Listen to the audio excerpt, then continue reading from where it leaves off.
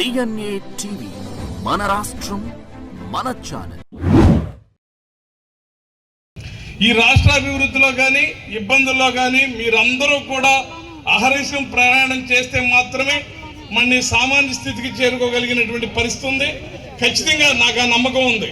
విద్యాసాగర్ గారి నాయకత్వంలో ఈ రాష్ట్ర ఉద్యోగస్తులు అన్ని సంఘాల వాళ్ళు కూడా కలిసి మళ్ళీ ఈ రాష్ట్రాన్ని 5 సంవత్సరాల్లో అన్ని రకాలుగా కూడా ముఖ్యమంత్రి గారి నాయకత్వంలో ఆర్థికంగా అభివృద్ధి చేయడానికి మీరందరూ కూడా అహర్నిశం ప్రయాణం చేసి ఈ రాష్ట్రాన్ని మళ్ళీ ఖచ్చితంగా 2047 కాదు, రేపు 29 నాటికే బ్రహ్మాండమైనటువంటి స్వర్ణాంధ్ర రాష్ట్రంగా మీరందరూ కూడా కలిసి ప్రయాణం చేయగలిగిన నమ్మకం.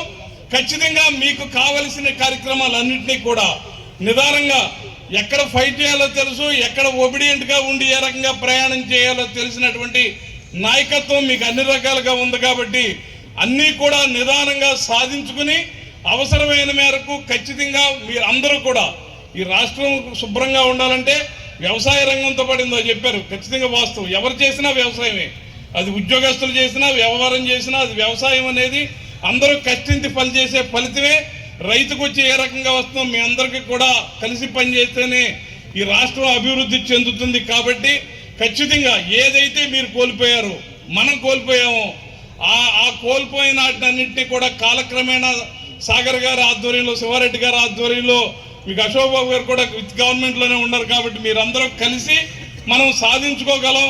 మనందరం కూడా బ్రహ్మాండంగా ఏ స్పిరిట్తో అయితే గత 6 నెలల క్రితం ఎలక్షన్ చేశారో మళ్ళీ రేపు 29 ఎలక్షన్ నాటి కూడా అదే రకంగా ప్రయాణం చేయగలరనేటువంటి నమ్మకం, ఆ రకంగా చేయగలిగినటువంటి నాయకత్వం రాష్ట్ర ప్రభుత్వంలో కానీ అలాగే ఉద్యోగ సంఘాల్లో కానీ ఏవి చేయాలి, ఎప్పుడేం చేస్తే జనం బాగుంటారని ఆలోచించేటువంటి తత్వం కలిగిన వ్యవస్థ. కాబట్టి ఖచ్చితంగా అందరం కూడా కలిసి ఆ రకంగా ప్రయాణం చేద్దామని చెప్పి, నిజంగా నాకంటే ఎన్జిఓస్ అంటే ఆ ఉద్యమం, ఆ మీతో ప్రయాణం చేసిన కాడి నుంచి ఎవరినైనా చూస్తే ఆ ఓన్ ఫీలింగ్ ఉంటుంది.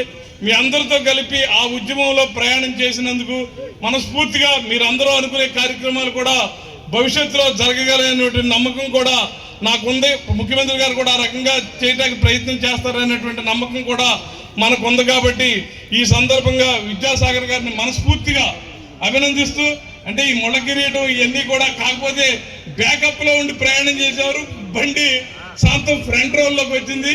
అంటే స్పిరిట్ ఉండేవాళ్ళు నాకు కాన్ఫిడెన్స్ ఉంది. అది పవర్ ఉండా పవర్ లేకపోయినా మనిషి ఒకే రకంగా ఉంటాడు. ఆ ఉండే యాటిట్యూడ్ని బట్టే మనిషికి, ఆ క్యారెక్టర్ని బట్టే మనిషి అభివృద్ధి చెందుతాడు.